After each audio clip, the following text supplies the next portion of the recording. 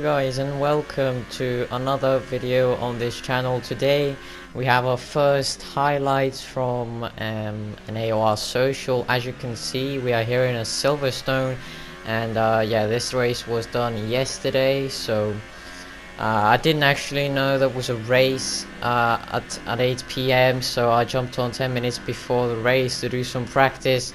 I wasn't hoping for much from this race. I just jumped on to see if there were still glitches that were occurring on the first two socials. But you can see here we're our quickest qualifying lap of the day, an incredible first sector 2/10 up already.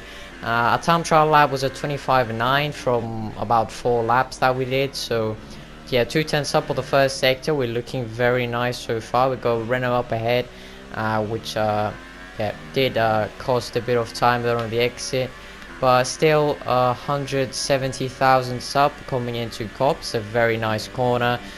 Flat on qualifying almost. As you can see, it's not actually flat, you actually have to lift a bit, which is a bit weird considering on the last game you could easily make it flat through there.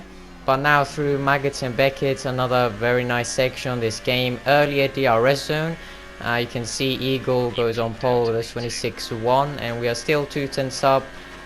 Hopefully a good stow here, but we missed the apex by a bit. It's a good exit, but we still lose about half a tenth to 700. So now into the last two corners, the club section. Let's see if we can do anything here to capitalize on the 26.1.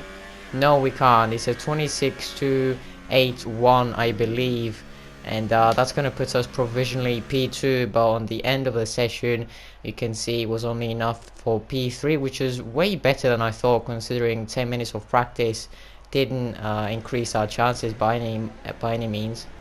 But yeah, as you can see, no glitches actually happened between qualifying and the race, which was the first time for me to have a non-glitch session on this game, which was good to see. But at the same time, I saw VP Daniel have an issue in qualifying, and he had to leave the session.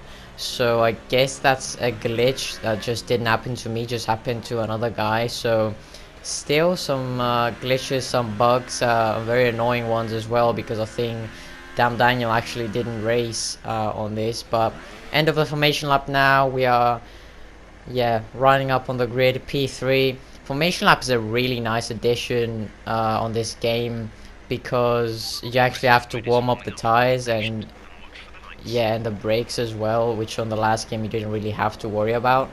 But now the lights are coming on for the Silverstone Grand Prix. It's 5 red lights and away we go. A very sloppy start by P1 there. P2 is probably going to get him into turn 1. We try and go around the outside of the Sauber, but you can see our teammate VP McGrady is going to go down our inside into the village section, and he's actually going to get us down the inside. We're going to try and stick our nose in there for the big straight.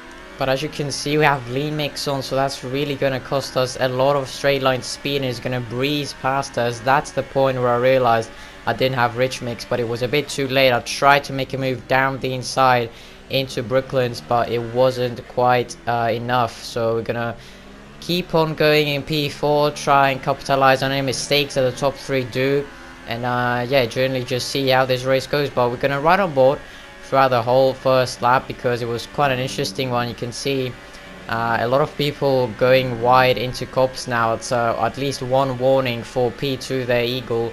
So yeah, I already thought that if I just kept it clean, didn't get any penalties or warnings, I would have got a good chance to get a podium here. So exit of Beckett's now. We are pretty close to P3, but not thinking about a move, still pushing though.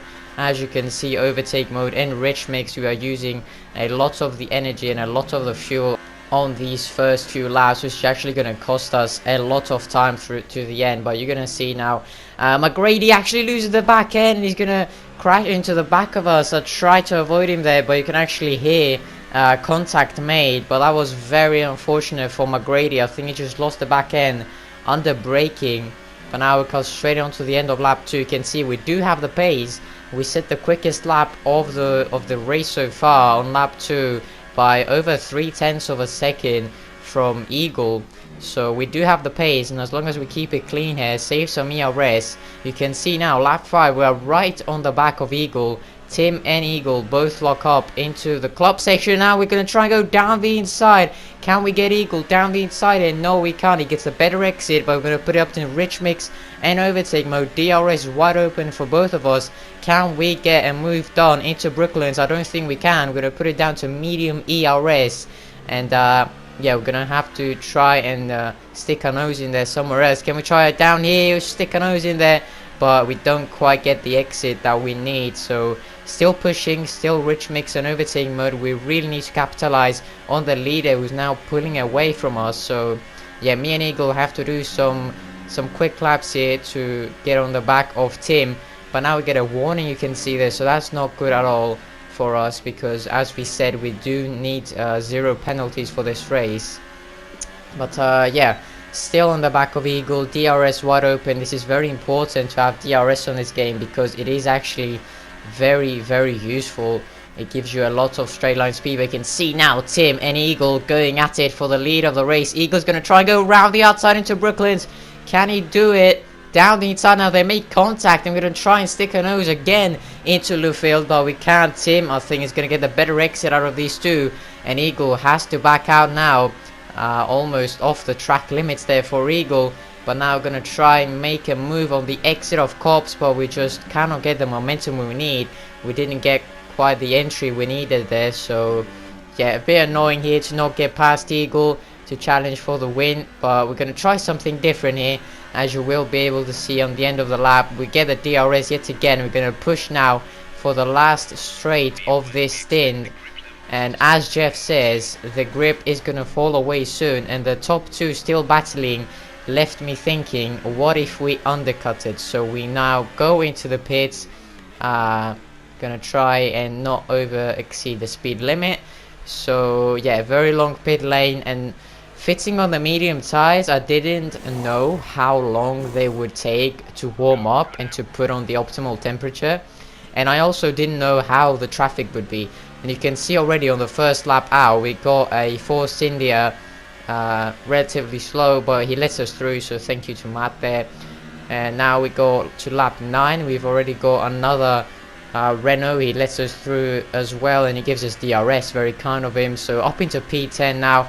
You can see the top two are still going, so this was quite worrying, because I thought the mediums wouldn't go to the end, but now it's a very nice lap. So 30.1. You can see finally the top two have come into the pits and we've jumped them, so this is very, very good now. 16 laps remaining, and we've got 4 laps older tires, and the gap is around 3.2 to Tim.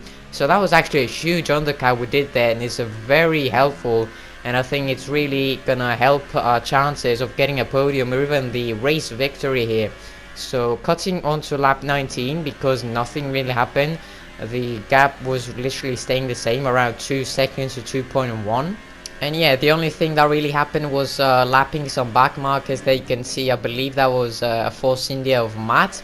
So he lets us through fair and square, and some other people that were lapped let us through quite easily, so credit to them for not getting in the way. But now I actually asked Jeff what the fastest lap was, because with ERS you can really push even on one tire to get the fastest lap, and he said that it was a 29.7. so I pushed like mad on that last sector to get the quickest lap. You can see now coming through the line, there's yellow flags. We do set the quickest lap, and now Tim is gonna set the quickest lap somehow and get an illegal overtake on the back marker, but fortunately it goes away, and that was just hella mad, because 2 laps to go, somehow me and Tim went for the fastest lap on the exact same try, so at the same time getting a very unfortunate illegal overtake, so it was all kicking off there.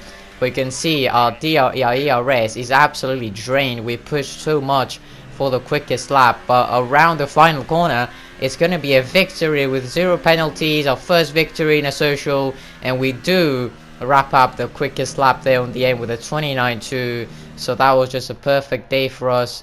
And yeah, podium celebrations here. Well done to Tim, well done to Eagle. Very good pace from both of these guys to qualify me in qualifying. But yeah, very encouraging to see. No glitches from my point of view. I'm not sure if Damn Daniel had any, because I did see him leave the session after qualifying. But either way, thank you to Hoing Doing from the AOR forums for hosting this AOR social race. And yeah, now the last results. We're gonna get to see our progress on the levels here. It's actually quite mad. From level 5 went to level 8 straight away. So yeah, very nice to see there. No safety rating though on the end of unranked lobbies, which was quite yeah, a bit annoying. But you can see there the only person not to get penalties was us, so that was a very encouraging race. The fastest lap as well. Yeah, undercut worked very nicely. And yeah, the next social on the 30th of August. I'm gonna catch you guys then, and until then, take care.